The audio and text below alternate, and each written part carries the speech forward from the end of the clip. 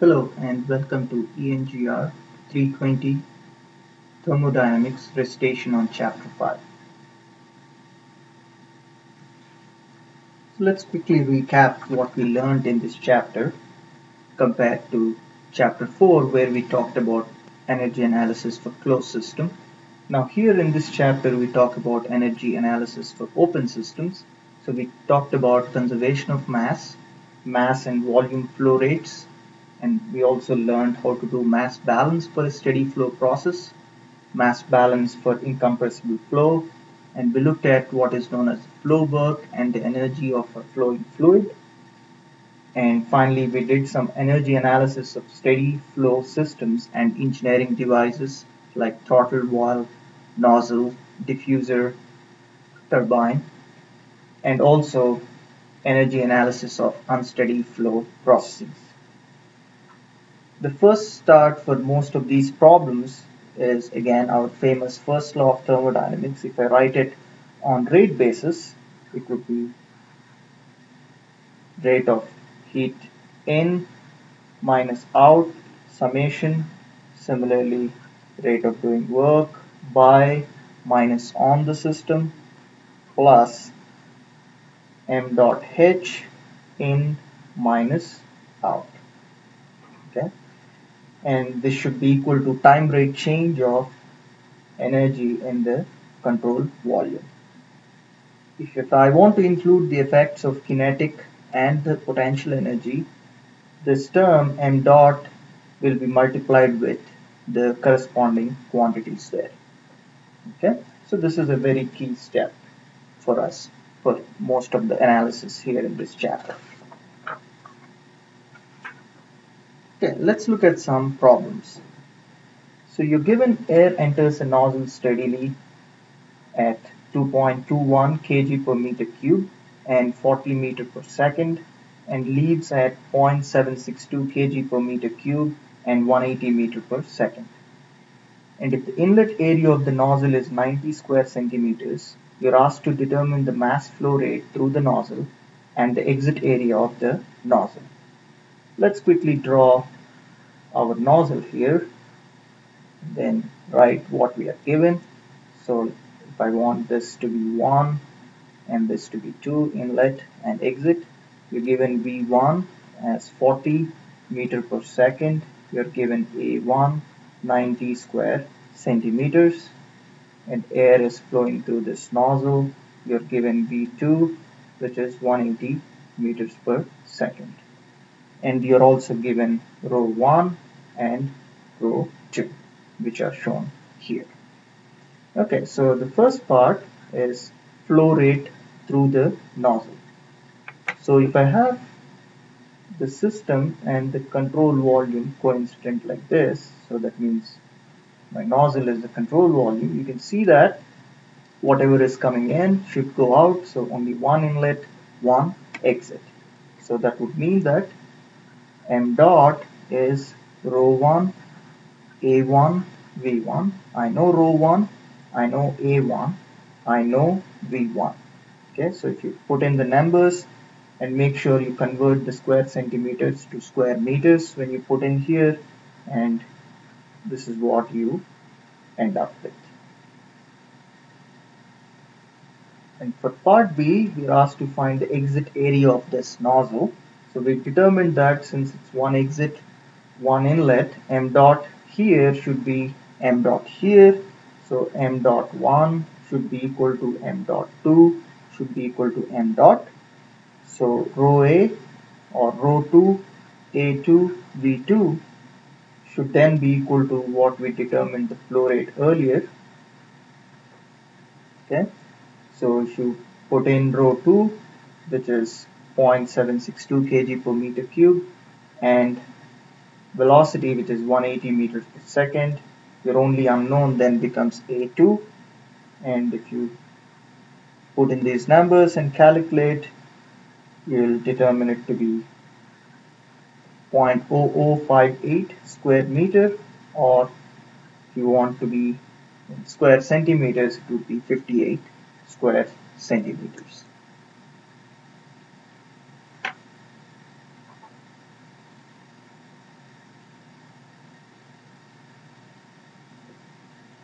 Okay, let's look at another nozzle problem. You're given air enters an adiabatic nozzle steadily at 300 kilopascals and 200 C and at a velocity of 45 meter per second, and leaves at 100 kilopascals and a velocity of 180 meter per second.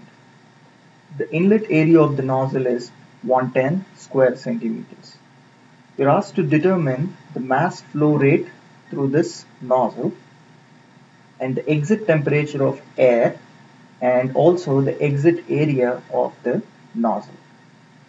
Okay. So again, let's consider the control volume as shown here.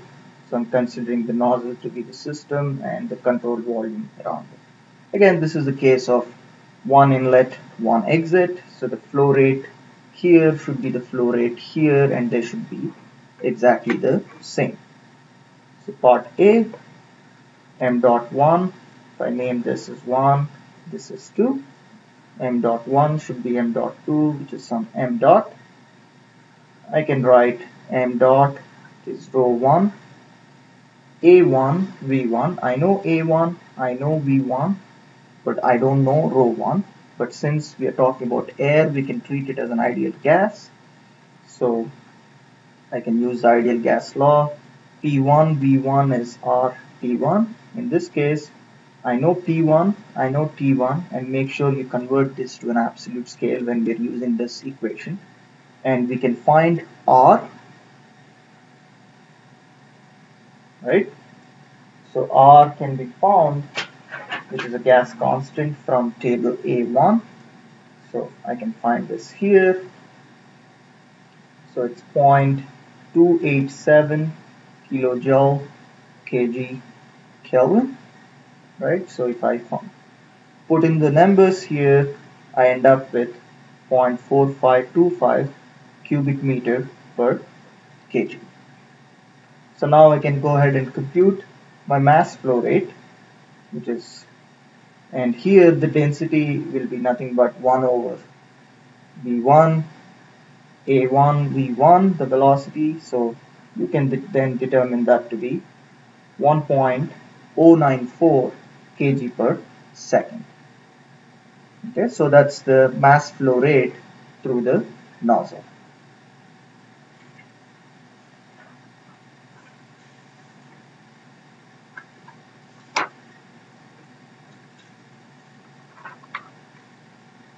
So now getting to part B, we're asked to determine the exit temperature. So let's try to write a first law on rate basis for our control volume.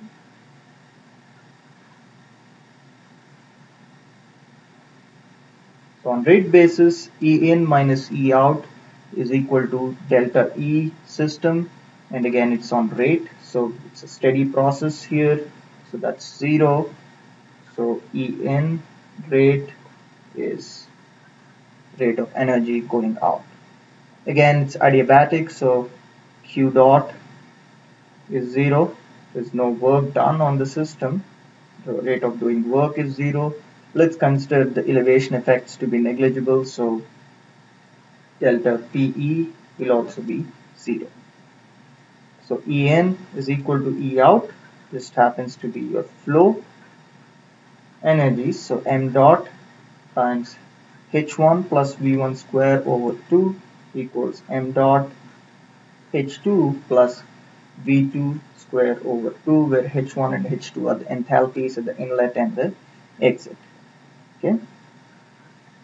So I can cancel m dots. I can do a little bit of algebra here. Then if I take H2 here, H2 minus H1 plus V2 square minus V1 square divided by 2 is what I end up with.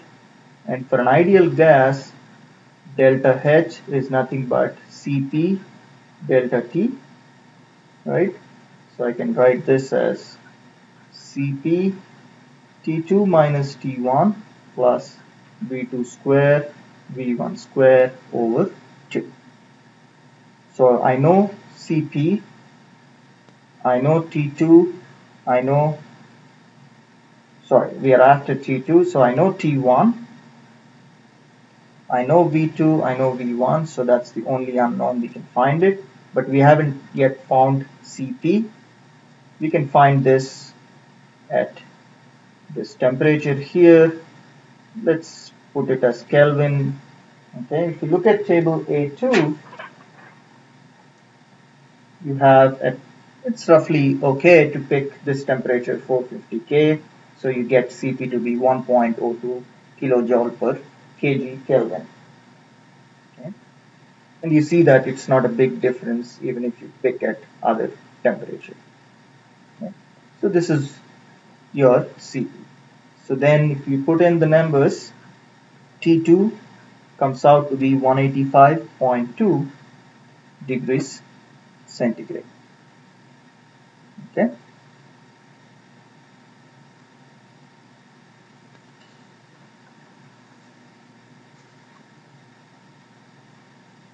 Now let's do part C. We're asked to find the cross-sectional area at exit 2 or at the exit.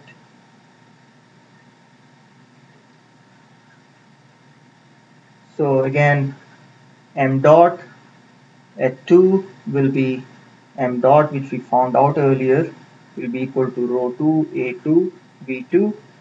We are after A2, we know m dot, we know V2. Again, based on what we did in part A, we can find rho 2. So let's do that.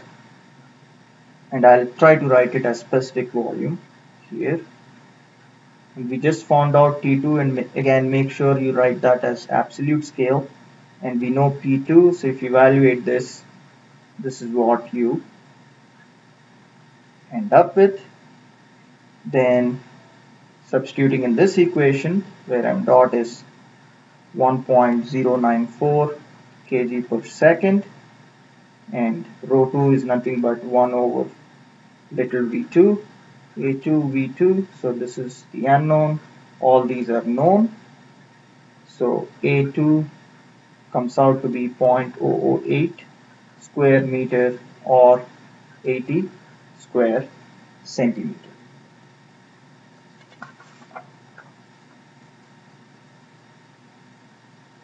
Okay, so those were a couple of problems involving nozzle. Now let's look at another engineering device, a turbine. So steam flows steadily into a turbine with a mass flow rate of 26 kg per second and a negligible velocity at 6 megapascals and 600 C. So let me draw a turbine here. Okay. So you're given m dot 26 kg per second. You're given P1 6 megapascals. You're given T1 600 C. Then the steam leaves the turbine at 0.5 megapascals, so P2 megapascals, and at T2, that is 200 C, and at a velocity of 180 meter per second. And you're given that here the velocity is negligible at the inlet. Okay, and the rate of work done by the steam in the turbine is measured to be 20 megawatts. So work out is 20 megawatts. And if the elevation change between the turbine inlet and exit is negligible, that means the contribution of potential energy is negligible, you're asked to determine the rate of heat transfer associated with this process. Okay. So first let's go ahead and write the first law. We have to still find some properties here, but let's see what properties we would need. Obviously you can think of now the enthalpies, but let's write the first law. Okay, for a steady system, I can write on rate basis En is equal to E out, right? So En, if you consider the potential effects to be negligible, will be equal to m dot H2 plus V2 square over 2 plus W dot plus Q dot. And the way I can write this is, if I consider this to be my system or control volume around this, I can write this first law on a rate basis. Okay. Alright, so we know m dot, right? So it's only one inlet, one exit, so we know m dot. We know V1, it's negligible. We know V2. We know W out, and we are after Q out. So at this point, we have to find H1 and H2 based on what we are given. So we are given two intensive properties here and two intensive properties here. So based on the state of the system, we can find the phase, and also we can pick the appropriate table. I'm assuming that this would be superheated, but we can quickly check whether we are okay there. Okay, so let's go to the saturated table, and here I can go to the pressure table or the temperature table. So I'm going to go with the pressure table for water, which is A5. Okay, so P1 it's 6 megapascal, so about 6,000 kilopascals, and you see the Tsat here is 275, whereas we are at 600, so definitely this is superheated. It's definitely steam here. And also at this guy here, it's 0.5 megapascals, so it's, again, I can go to the pressure table. You can see that it's 151 C Tsat A5 table, so I can again say that it is at superheated here as well. Okay, this is a good way to check. Sometimes there might be a word error here, but as long as you have these two guys, you're sure of what would be the phase. So now let's go to the superheated tables then, which are table A6 in your book for water. So at 6 megapascals, table A6, 6 megapascals and 600 C, I get the enthalpy to be 3658.8 kilojoule per kg. And similarly for 0.5 megapascals, again from table A6, for a temperature of 200 C, I get the enthalpy to be 2855.8 kilojoule per kg. Okay. So I'm going to write it here. So H1 is 3658.8 kilojoule per kg, and H2 is 2855.8 kilojoule per kg. So I got H2 and H1. You just put in the numbers here and you determine Q out, which you should get as 455 kilowatts.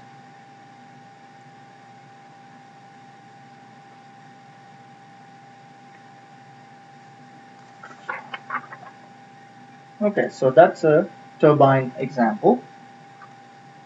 Now let's look at another device which we have seen in class, which is a throttling valve. So saturated liquid vapor mixture of water called wet steam in a steam line at 2000 kilopascals is throttled to 100 kilopascals and 120 C. You're asked to determine what is the quality in the steam line. Let's try to identify a control volume here. If I consider this to be control volume, one inlet, one outlet. Okay, so if I again neglect the elevation effects and kinetic energy effects, and there is no heat being put in, per rate basis. So En minus E out on rate basis is equal to 0. Okay, so En is m dot times h1 equals m dot times h2, same flow rate. So m dots cancel. What this tells us is in a throttling device, the enthalpy is a constant. And also, as you've seen in the quiz, the temperature will also be a constant. And the temperature will be a constant only for an ideal gas. Okay, because delta H is Cp times delta T. Okay, so just remember that. So you're given two parameters intensive at the exit. So let's write that. Okay, so this tells me I can find H2 at this state, but let's see quickly confirm that we want to look at the correct table. So if I go to the saturated water table and if I look at the pressure table for 100 kilopascals, my Tsat from table A5 is 99.61 and we are above that. So that means we are in the superheated zone. So if I go there, so I have to go to table A6 now. So 100 kilopascals is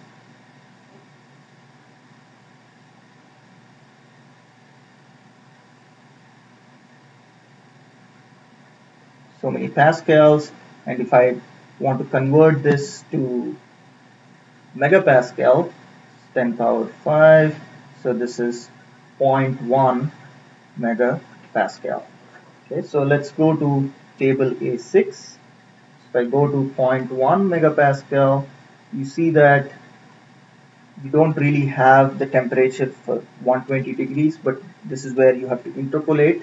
Okay, so you should get a value between these two here, and I've given you an Excel sheet how you can interpolate, and I hope you did that. And if you know how to do a simple linear interpolation, H2 turns out to be 2716.1 kilojoule per kg.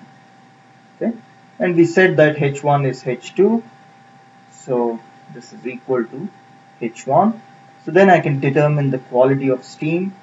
So X1 is H2 minus HF over HFG,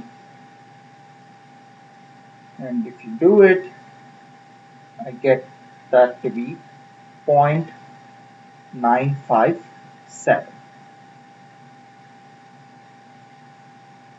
Okay, so we clearly see that there is the quality here, which is 0.957.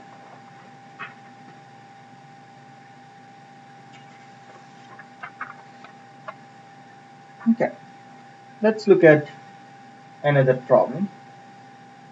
Now here you're given a stream of refrigerant 134A at 1 megapascal and 20 degrees C is mixed with another stream at 1 megapascal and 80 degrees C.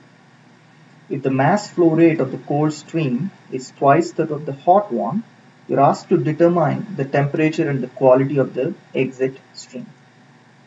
Let's draw a small picture here just to identify our inlets and exits. Okay, so we have two inlets and one exit, and our fluid is refrigerant R134A. And let me draw my control volume here around the system. Let's identify what we are given. At inlet 1, you are given a temperature. You are given that the flow rate here is twice the flow rate in this section, and in the hot zone you are given a temperature which is 80 C, and in all these the pressure is 1 megapascal or 1000 kilopascals. Okay, And then you're given for 3, you're asked to find T3 and X3, and you know that the pressure is still the same. So you can see that you have to first find your phases here and you have to find your enthalpies. It's fair to say that at this the fluid is saturated, but we can check. So let's go to the table A11. You can see that for a temperature of 20 C from table A11, the pressure we are given is 1000 kilopascals greater than this. So if you look at in those terms, we are in the saturated zone. Okay, so for 20 degrees C, so the enthalpy here is 79.32, so it's saturated liquid. Okay, so H1 is 79.32 kilojoule per kg. And if you were to go to the same table again and look at 80 degrees, you see that the saturation pressure you are given is less than this pressure. That would mean that we are in the superheated zone. Okay. Or another way to look at that is you can go to your temperature table or you can go to your pressure tables.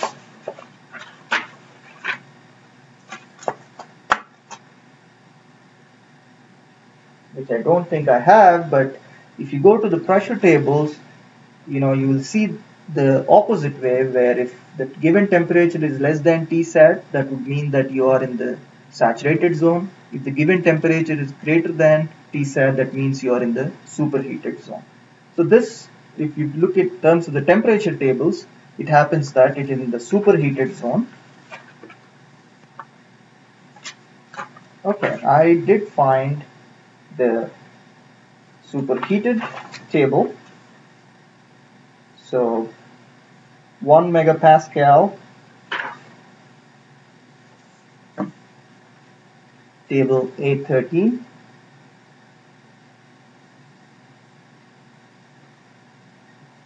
and the temperature of 80 C right here. The enthalpy is 314.25 kilojoule per kg. 314.25 kilojoule per kg. Okay. Alright, so for the mixing chamber like this, if you want to write the first law, there is no work done per rate basis. There is no heat transfer, there is no kinetic energy or potential energy contribution. So there are two inlets, one outlet.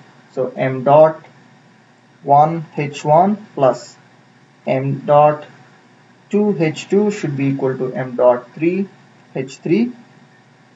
But we know that m dot 1 is 2 m dot 2 H1 plus m dot 2 H2.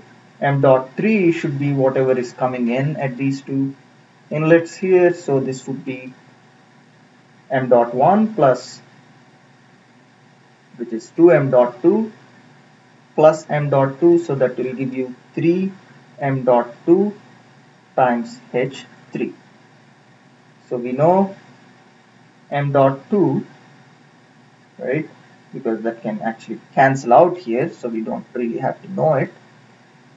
So that leaves out with one unknown, which is H3. We know H1, H2, which we just found out. Okay, so if you do the math here, H3 turns out to be 157.3 kilojoule per kg. So at this point, we have to still find the temperature and the quality of the exit stream, but we don't know. Since we are asked the quality, we can safely say that it's in the saturated zone, but it can be 0 or 1 if it lies on the liquid or the vapor zone. So we have to make sure we look at the table.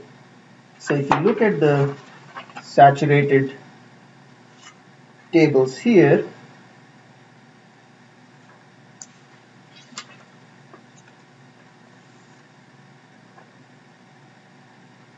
okay, for 1000 kilopascals, you can see that your H, which you determined to be 157.63, lies between 107.32 and 270.99. So that tells me we are in the saturated liquid phase. So we can just pick out this temperature, which is the saturation temperature at that pressure, which is 39.37 degrees C from table A12. Okay, so T3 then would be Tsat at T3 equals 1 megapascal or 1000 kilopascals, which is 39.37 degrees centigrade. Okay, so now that you know that, you can then quickly determine quality at the exit. X3 is H3 minus HF from by HFG. So you can pick these from table A12 from the saturated refrigerant table. Okay, you can look at the pressure table, and we just determined H3, so this turns out to be 0.307 is the quality.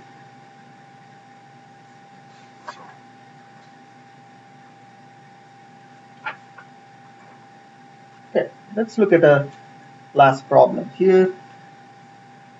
So we are talking about a thin-walled double pipe counterflow heat exchanger now is used to cool oil, which flows here from 150 to 40 C at a rate of 2 kg per second, using water that enters 22 degrees C at a rate of 1.5 kg per second.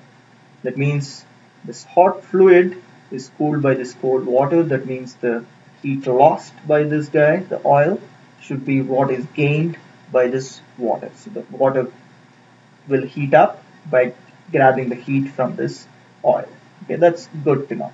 So you're asked to determine the rate of heat transfer in the heat exchanger and exit temperature of water. Okay. So first let's look at determining the rate of heat transfer in this heat exchanger. Let's identify this to be our control volume, okay, for the oil tubing. Then we can say E in on rate basis minus E out will be 0. It's a steady system, so there is no time rate change here. So that would mean E in is E dot out. So it's m dot H1 coming in,